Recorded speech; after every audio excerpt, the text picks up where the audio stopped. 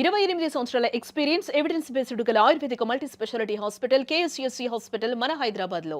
కృష్ణ గారు నమస్తే అండి, వెల్కమ్ సార్. నమస్తే. సుమన్ టీవీ ప్రేక్షకులకి అందరికీ కూడా వందనాలు. ఎక్కువ చెప్పారేమో నా గురించి. మీ గురించి కాదు, ఎస్ ఎగ్జాక్ట్లీ మీ గురించి మాకు తెలిసింది చెప్పాను. ఎందుకంటే మొదటి నుంచి మిమ్మల్ని గమనిస్తూ ఉంటే మీ వే ఆఫ్ లివింగ్ కానీ, మీ డిసిప్లిన్స్ కానీ, పద్ధతులు కానీ, మీరు ఏదైనా ఒక పని చేపడితే అది చేసుకునే విధానం కానీ మొదటి నుంచి చూస్తున్నాం కాబట్టి ఆ ఇంట్రడక్షన్ మస్ట్ అండ్ షుడ్ అనిపించింది. అంటే డిసిప్లిన్ అనే మాటకి నేను I was బాటప్ in Secunderabad, military ఏరియాలో పెరిగాను. నా వచ్చేటప్పటికి సికింద్రాబాద్ కంటోన్మెంట్ ఏరియా. సో ఇంటి పక్కనంతా మిలిటరీ పీపుల్. మనకి 6-7 సంవత్సరాల్లో నాటుకున్నది ఏదన్నా ఉంటే ఇంక లైఫ్ లాంగ్ పోదు. అది పెరిగే వయసు కదా, అప్పుడే కాస్త వచ్చే రోజులు అవి. సో నేను డిగ్రీ, యూనివర్సిటీ, పెళ్ళి అవ్వటం అంతా కూడా ఇక్కడే. నేను ఇక్కడే పెరిగా. మిలిటరీ ఇప్పుడు 1965లో అంతగా తెలియదు నాకు. 65 పాకిస్తాన్ వారు వచ్చింది. 71లో పాకిస్తాన్, బంగ్లాదేశ్ వారు బాగా తెలుసు. సీక్రెట్ మూవ్మెంట్స్ ఉంటాయండి మిలిటరీది ఎప్పుడు కూడా. మనకి పైకి అన్ని కవర్ చేసేసి ఉంటాయి, కనపడతాయి. ఆ మూమెంట్ చూసి అవి చూసి ఏంటి ఇలాగ ఏంటంటే యుద్ధం అంటే అంటే ఆ ఫ్యామిలీస్ని తెలుసుకోవటం, డిసిప్లిన్, దేశభక్తి, టైమింగు, అది అలవాటు కదా, బాగా ఎక్కేసింది. బాగా అంటే బాగా అయిపోయింది. ఇంకా అది దాన్ని ఇంకా అదే. ఎందుకంటే ఇప్పటికీ నమస్కారం పెట్టేది ఏంటంటే ఆ కంటోన్మెంట్ ఏరియాకి నమస్కారం పెడతాను. మీరు అన్న దాంట్లో కొద్ది గొప్ప చేస్తున్నారంటే ఓన్లీ బికాస్ ఆఫ్ దట్.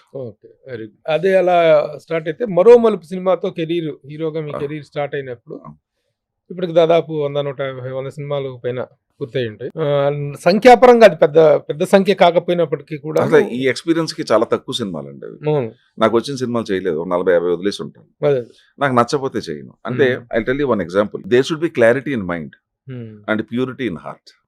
ఆ రెండు ఉంటేనే చేస్తా. అది మొదటి నుంచి కూడా మీ క్యారెక్టర్స్ సెలెక్ట్ అది ఫాలో అయ్యేటప్పుడు ఏమవుతుందంటే సినిమాలు చేయను ఎక్కువగా. అది ఎక్కువగా చేయకపోవడం ఏమవుతుందంటే ఆర్థికంగా చాలా నష్టం. ఇప్పుడు సినిమా ఇండస్ట్రీ మీకు తెలియదు ఏముందో, ఉన్నప్పుడే సంపాదించుకోవాలంటారు.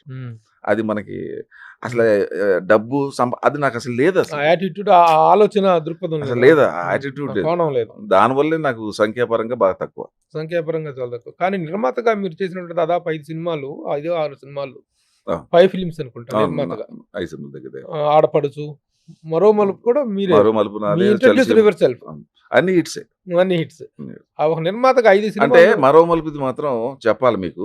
నేను డైరెక్ట్ గా నాకు ఈ సినిమా ఇండస్ట్రీలో ఎవరో తెలియదు, ఎట్లా రావాలో తెలియదు. ఎటు అటు చూసినా నాకు ఎవరు లేదు, ఫ్రెండ్స్ కూడా లేరు, మెడ్రాస్ కూడా వెళ్ళలేదు.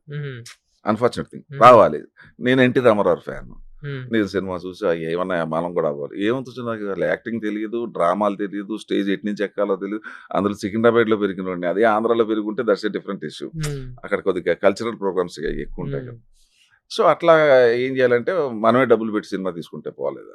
అప్పుడు చలసీమలో ఎవరో నాకు తెలుసు నేను పరిచయం చేస్తే, వేజల్ సత్యనారాయణ గారిని పరిచయం చేస్తే, ఆయన సాంగ్ అండ్ డ్రామా డివిజన్, దాంట్లో రాళ్లపల్లి, టెక్కన్ సుకునారాయణ ఉండే. అక్కడ పక్కనే ఏజీ ఆఫీసులో పనిచేస్తున్న పరిశు వెంకటేశ్వర ఆ పక్కనే ఉండేవాడు. ఆయన పరిచయం అయ్యింది. ఆయన ఒక మంచి సలహా ఇచ్చాడు, వీళ్ళతో తిరుగు, నీకు కొద్దిగా అలవాటు అవుతుంది భాష, కానీ డ్రామాలు అంటే ఏంటి, యాక్టింగ్ చెప్తారు వాళ్ళు పెద్దోళ్ళు నీకన్నా అంటే. రైట్ అని వెళ్ళా. 1 సంవత్సరం తిరిగాను వాళ్ళ వెనకాల, రోజు కలుసుకునేవాడిని. నన్ను రవీంద్ర భారతికి డ్రామాలు తీసుకెళ్ళేవారు. అంటే ఏం తెలియదు కదా నాకు, 21-20 ఇయర్స్ తెలియదు నాకు, పెద్దగా తెలియదు. నాకు చూసి సార్ సినిమా తీసేద్దాం సార్, ఎంతకాలం ఇది అన్నాను. రైట్ అని అప్పుడే చలసీమలో డిస్కషన్ జరుగుతుంది. సరే ఎంత అవుతుంది సినిమాకి, 2 లక్షలు అంటే, సార్ ఆన్లైన్ పెట్టుకోక నేనే పెట్టేస్తాను సార్, మనమే తీసేద్దాం అన్నాను. ఆయన ఆ వయసులోనే అంత వెలాఫా మీరు? 2 లక్షలు ఆ రోజుల్లో అంటే 80 కూడా కాదు, 78 లో నేను అప్పుడు జస్ట్ డిగ్రీ పాస్ అయిన తర్వాత మ్యారేజ్ కూడా అయ్యింది. ఎంత 19-20 ఇయర్స్ ఆ టైంకి మ్యారేజ్ అవటం అయిపోతే ఏం చేయాలా, నేనే పెడతానంటే వేజర్లని పరిశు వెంకటేశ్వర భయపడిపోయారు. ఎవరినో నమ్మి వాళ్ళ ఫాదర్ వాళ్ళందరినీ, వాళ్ళ వెనకాల బ్యాక్గ్రౌండ్ పెద్దది, నమ్మి వచ్చాడు కుర్రోడు మన దగ్గర. సడన్ గా సినిమాకి ఏమైనా ప్రాబ్లం అయితే మళ్ళీ చెడ్డ పేరు నాకు వస్తుంది అని చెప్పి వాళ్ళు వేజల్ గారు వాళ్ళు ఫీల్ అయ్యారు. వాళ్ళు వద్దయ్యని, మేము నువ్వు పెట్టినా కూడా మేము తీయమన్నారు. సరే మరి నన్ను పార్ట్నర్గా చేయాలి, పార్ట్నర్ జాయిన్ అయ్యాను. చేసి ఆ సినిమా చేశాను. ఆ ఎక్స్పీరియన్స్ వచ్చింది. ఎందుకైనా మంచిది అసలు మనం ఆర్టిస్ట్‌గా పనికొస్తాం లేదో ఒకసారి చూసుకుందాం అని చెప్పి దాంట్లో ఒక వేషం వేశాను. అయిపోయిన తర్వాత నెక్స్ట్ 2 సినిమాలు ఎక్స్‌పీరియన్స్ సరిపోట్ల. సార్ హైదరాబాద్‌లో తీసిన సినిమాలు ఆగిపోయి ఉంటే నేనే ఫైనాన్స్ చేసి కండిషన్ ఏంటంటే మా ఇంట్లో షూటింగ్ పెట్టి నేనే డబ్బులు పెట్టి సినిమా కంప్లీట్ చేశాను. డబ్బులు పోయినందుకు వచ్చినందుకు కాదు. నాకు ఎక్స్‌పీరియన్స్ కావాలా. నేను మెడ్రాస్ వెళ్ళలేను. సో అట్లా. ఇక అప్పుడు అయిపోయింది. చాలా ఇంకెక్కువ అయిపోయిందని చెప్పి మరో మలుపు స్టార్ట్ చేశాను. మరో మలుపు చేసాం. అది ఇది చలిచీమలు చాలా పెద్ద హిట్. సో ఆ విధంగా కదా ఇంట్రడ్యూస్డ్ యువర్ సెల్ఫ్. మీరే పరిచయం చేసుకుని నాకు నేనే పరిచయం చేసుకుని తప్పలేదు నాకు. ఎందుకంటే బ్యాక్గ్రౌండ్ లేదు కదా. Self made producer, actor. Okay. ఈ ఈ ఈ 100 సంవత్సరాలు 100 సినిమాల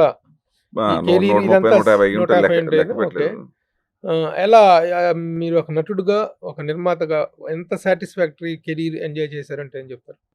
డెఫినెట్‌గా నేను వేసిన వేషాలు మాత్రం 100% హ్యాపీ. ఎందుకు 100% హ్యాపీ అంటే నేను చేసేటప్పుడు చూస్ చేసుకుని మంచి క్యారెక్టర్ అయితేనే చేశాను. ఇప్పుడు అదే ప్రాబ్లం నాకు ఇప్పుడు వచ్చింది. ఇప్పుడు కూడా ఏంటంటే నా తగ్గట్టు వేషాలు రావట్లే. అవును, మీకు ఒక డిఫరెంట్ స్లాట్, డిఫరెంట్ ఇమేజ్. అంటే నేను పెర్ఫామ్ చేయాలి. రొటీన్ గా వేషాలు ఏదో అన్నా వదిలే అంటే నాకు అట్లా మొదటి నుంచి ఒకటే ప్రిన్సిపల్. ఇప్పుడు అదే ఏదో సరదాగా రండి సార్ మొన్న కూడా ఎవరు అడిగితే నేను చేయను అన్నాను. పర్వాలేదు, స్పెషల్ రోల్ అయినా పర్లేదు, గెస్ట్ రోల్ అయినా పర్లేదు, 2 రోజులు అయినా పర్లేదు, దానికి ఫినిషింగ్ ఉండాలి, పర్పస్ ఉండాలి. ఇప్పుడు ఉదాహరణ మీకు చెప్తా. వీరసింహారెడ్డి ఎప్పుడు కూడా గెస్ట్ వేషాలు ఏనేం చెప్పి మా మేకప్ మ్యాన్ తెలుసు, నా పర్సనల్ మేకప్. సడన్ గా ఫోన్ చేశాడు ఓ రోజు, సార్ గెస్ట్ వేషం మాట్లాడక ఇంకా గెస్ట్ వేషం అన్నప్పుడు నేను చెయ్యను కదా అన్నాను. అదే సార్ చాలా మంచి వేషం సార్, 2 సీన్లు ఉంటాయి అంటే నేను చెయ్యను కదా, ఎందుకు నన్ను అలా బలవంతం చేస్తావు, నేను చెయ్యను కదా అన్నాను. లేదు సార్ బాలకృష్ణ గారు హీరో. ఓ ఆ మాట ముందు చెప్పపోయావా, రైట్ నేను చేస్తున్నానని చెప్పాను. అంటే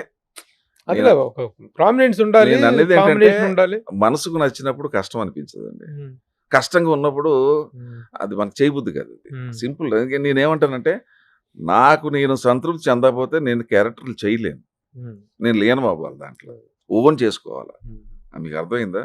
అది ఒక హీరోగా కెరీర్ స్టార్ట్ చేసి, ప్రొడ్యూసర్ గా కెరీర్ స్టార్ట్ చేసి, రకరకాల సినిమాల్లో హీరోగా నెంబర్ ఆఫ్ ఫిల్మ్ చేసిన తర్వాత ఆల్ ఆర్టిస్ట్ కాంబినేషన్స్ కూడా చేశారు.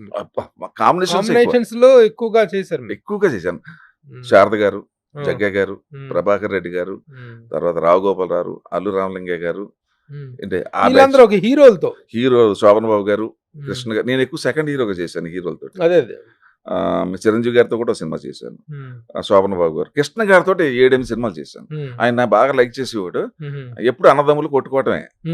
అదే సెకండ్ హీరోగా వాళ్ళ సినిమాలు ఎక్కువ చేశాను. కృష్ణ గారు, అందరూ రామారావు గారితో, కృష్ణరాజు గారితో చేశాను. ఆయనతో 2 సినిమాలు ఎన్నో చేశాను. రామారావు తోటి మాత్రం ఒకే ఒకటి ఏంటంటే మీరు అన్నట్టుగా అసంతృప్తి అంటూ నాకు ఆర్టిస్ట్ గా ఏంటంటే అంటే నాగేశ్వరరావు గారు మహానుభావుడితో చేయలేకపోయాను. అదొకటే నాకు ఆర్టిస్ట్ కి వచ్చిన అసంతృప్తి, అంతే. నాగేశ్వరరావు గారితో వ్యక్తిగతంగా మంచి ర్యాప్. చాలా రోజు వాకింగ్ వెళ్ళేవాళ్ళం, కలుసుకునేవాళ్ళం. ఆయన సరదాగా అమ్మో చాలా జోకులు వేసేవాడు. అది ఒక ఎక్కువ వాక్ చేసేవాడు కదా ఆయన. జూబ్లీ హిల్స్ చెక్ ఆ స్కూల్ ఆ క్లబ్ చుట్టూ తిరిగేవాళ్ళం. ఆ రకంగా ఏంటంటే బాగా ఉంది. అది ప్రాబ్లం లేదు కానీ నటించలేకపోయినా.